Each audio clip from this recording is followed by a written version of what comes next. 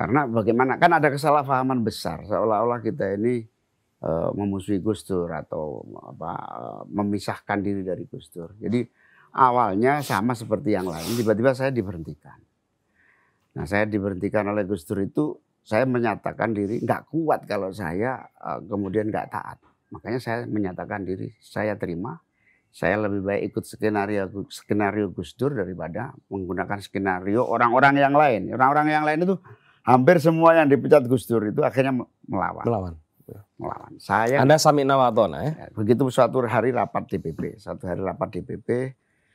lengkap, semua datang. Saya heran, kok baru hari ini ada rapat sangat lengkap. Biasanya pada nggak sebanyak ini.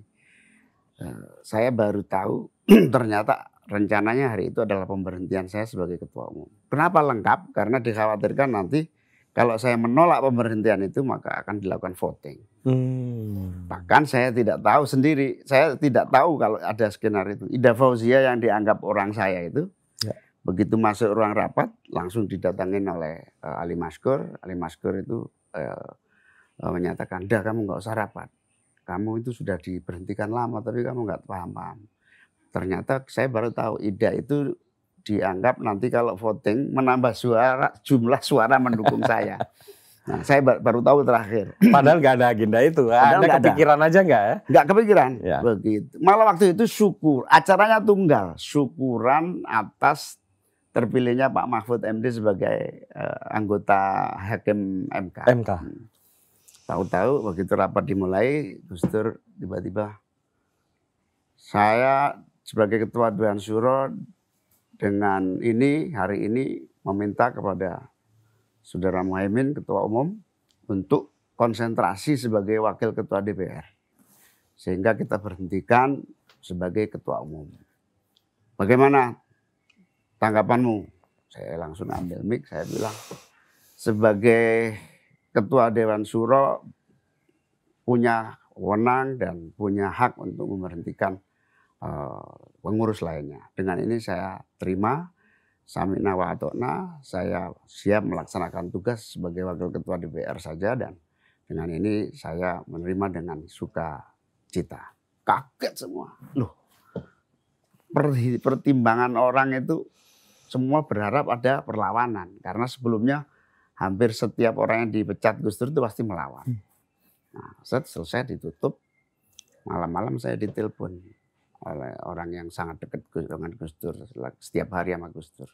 "Mas, besok jam 6 dipanggil Bapak Ciganjur." Bapak heran, kenapa kok Muhaimin terima? Padahal yang saya tahu Muhaimin pasti nolak dan pasti melawan. Bapak heran itu. Pagi-pagi saya sowan, Gus Dur cuma nanya, "Min, nggak apa-apa ya kamu?" "Nggak apa-apa Gus."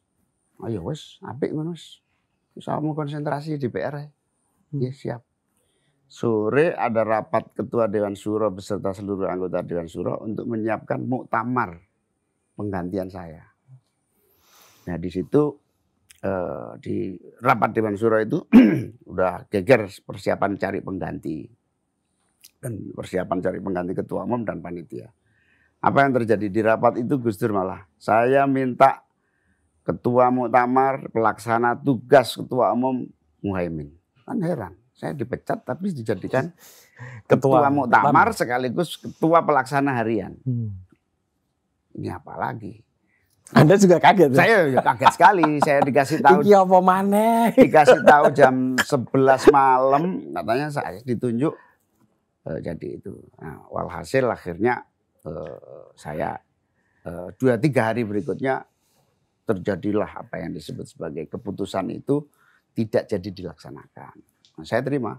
Jadi selama 1 tahun kepemimpinan PKB diambil alih oleh Ali Maskur sebagai wakil ketua umum. Kemudian saya off betul-betul, saya terimalah, saya konsentrasi di DPR. Nah setelah 1 tahun itulah mulai goncang. Nah setelah goncang itu saya dipanggil Rois Am PBNU. Kamu tidak boleh diam.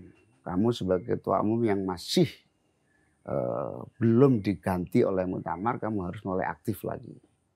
Nah dari situ saya dipanggil oleh Rois Am, disuruh masuk lagi sebagai ketua umum. Kemudian Malah Gus Dur manggil saya, Min ini sudah kacau ini konfliknya. Kamu mundur aja dari ketua umum, tertulis. Oke Gus, saya mundur. Kedua kalinya Kedua berarti kalinya. Anda mau? Saya disuruh bikin tertulis, saya bikin tertulis. Tapi Min, surat tertulis ini kamu simpen aja. Kamu bawa, nanti kalau dibutuhkan baru saya minta. Itu yang jadi pegangan saya dengan surat itulah perintah Rois Am tadi itu. Oh saya paham. Sebetulnya di satu sisi saya diberhentikan, di sisi yang lain saya punya senjata atas perintah Rois Am untuk kembali aktif sebagai ketua umum berdasarkan surat pengunduran diri yang tidak diminta. Berarti saya belum dipecat. Belum dipecat, ya. Saya belum dipecat kok nggak ada. Karena suratnya Anda pegang, saya pegang. tidak dipublikasi. Nyambung ini ya sudahlah. Akhirnya saya ngantor lagi sebagai ketua umum, mengendalikan keadaan karena kacau waktu itu kacau sekali karena ada faktor-faktor eksternal yang mengambil alih lah. Iya. Ya, susah diceritakan. Iya. Walaupun saya ya tahu-tahu dikit lah. Tapi susah. Itu bukan bab kita untuk ngobrol. Bukan bab kita. Tapi intinya yang ingin saya sampaikan pada sampean itu, Gus Dur lah yang mampu melakukan regenerasi cepat di lingkungan politik NU. Dengan tanpa memberitahu bahwa kalian sedang saya latih, kalian sedang saya didik, kalian harus kuat dan seterusnya. Akhirnya saya tahu di ujung-ujung kalau saya nggak ikutin skenario ini mungkin saya nggak kuat. Berat sekali konfliknya itu. Iya. Nah dari situ mulailah mengumpulkan tulang-tulang yang berserakan. Itu tadi pertanyaan saya kan. Kemudian setelah semua gabung aspirasinya kembali. Lalu saya kembali ke para ulama, para kiai Ma'ruf yang Wapres sekarang ini. Iya. Lalu mengeluarkan satu kredo lah. Ar-rujuk ilar rujuk tsumma rujuk. Itu yang akhirnya menjadi password seluruh Indonesia. Artinya Gus ini kan bukan orang yang tahu bahasa Arab semua. Jadi kembali dan kembali serta kembali. Ar-rujuk ilar rujuk tsumma rujuk. Kembali kepada kembali dan kemudian kembali. Apa itu tiga? Ar-rujuk. Ar-rujuk yang pertama kembali seluruh orang NU harus kembali ke PKB. Kembali yang kedua seluruh orang PKB harus kembali ke cita-cita awal pendirian partai. Yang ketiga tsumma rujuk, kemudian semuanya kembali untuk membesarkan partai ini. Dari kredo Kiai Ma'ruf itulah semua bersatu, suara kembali dan alhamdulillah potensi-potensi yang berserakan yang akhirnya dari awal yang saya seperti orang kena kusta, nggak ada yang mau cari orang, nggak ada. Akhirnya semua kembali. Sekarang alhamdulillah tidak ada satupun yang tidak kumpul di dalam konteks grassroots-nya ya, grassroots-nya itu sehingga alhamdulillah di situ dua ya, satu mengembalikan potensi dan kekuatan yang berserakan, yang kedua secara konsisten kembali kepada tujuan. Intinya itu dua itu.